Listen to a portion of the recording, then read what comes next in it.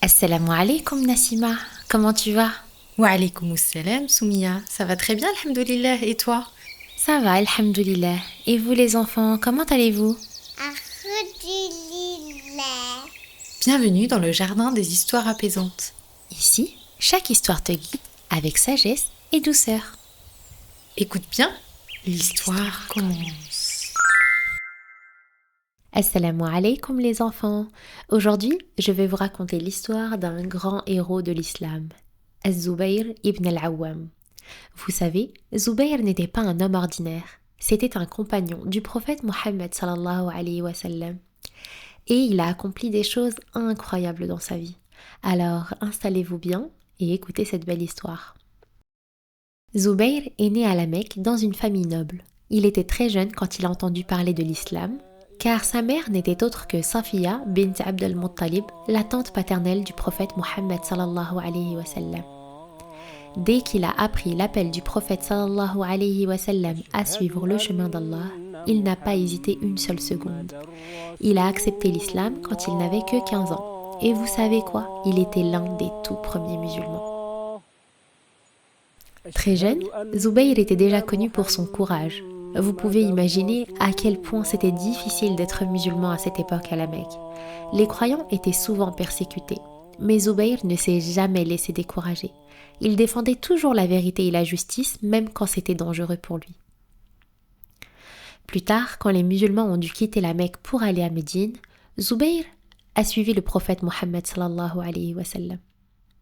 Avant cela, il avait émigré en Abyssinie avec d'autres musulmans pour échapper aux persécutions des Quraysh.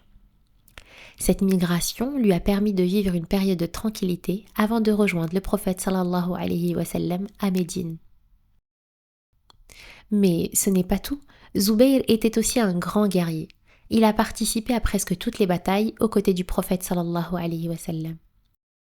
Un jour, pendant la bataille des coalisés, le prophète sallallahu alayhi wa sallam a demandé: Qui veut nous apporter des informations sur l'ennemi? Moi, répondit Zubayr. Le prophète sallallahu alayhi wa sallam répéta sa question à 2 reprises, et à chaque fois, Zubayr se porta volontaire. Ce qui fit dire au prophète sallallahu alayhi wa sallam: لكل نبي حواري وحواري الزبير. Chaque prophète a un apôtre, et mon apôtre est Az-Zubayr. Il est également rapporté qu'il fut le premier à brandir une épée dans la voie d'Allah lorsque la nouvelle se répandit à la Mecque que le prophète sallallahu alayhi wa sallam avait été tué. Zubayr arriva en courant, l'épée à la main, jusqu'à ce qu'il vit le prophète sallallahu alayhi wa sallam vivant. Il remit alors l'épée dans son fourreau. Et vous savez quoi? Le prophète sallallahu alayhi wa sallam a fait une promesse spéciale.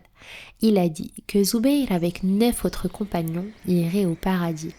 Az-Zubayru fil Jannah. Az-Zubayr est au paradis. Imaginez la joie de Zubayr en entendant cela. Le prophète sallallahu alayhi wa sallam avait tellement confiance en lui qu'il savait qu'il était destiné à une grande récompense. Après la mort du prophète Mohammed sallallahu alayhi wa sallam, Zubayr a continué à défendre l'islam. Il a toujours été aux côtés des premiers califes comme Abu Bakr, Omar et Uthman radiyallahu anhum. Zubayr était également lié à Abu Bakr par des liens familiaux puisqu'il avait épousé Asma, sa fille. Mais un jour, une triste chose est arrivée. Il y a eu un grand désaccord entre les musulmans. C'était une période difficile qu'on appelle la première fitna. Zubayr s'est retrouvé dans un conflit, la bataille du chameau, où il devait affronter le calife Ali radiyallahu anhu.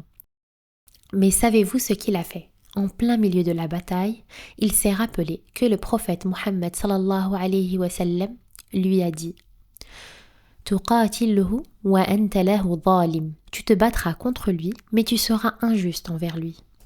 Alors, Zubayr a quitté le champ de bataille, ne voulant pas affronter Ali.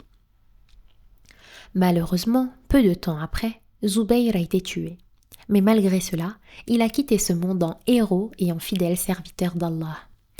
Az-Zubayr ibn al-Awwam est un exemple pour tous les musulmans, un homme qui a toujours choisi la voie de la vérité, même quand c'était difficile, et qui n'a jamais laissé la peur l'empêcher de faire ce qui était juste. Et voilà les enfants, l'histoire de Zubayr, le courageux compagnon du prophète sallallahu alayhi wa sallam.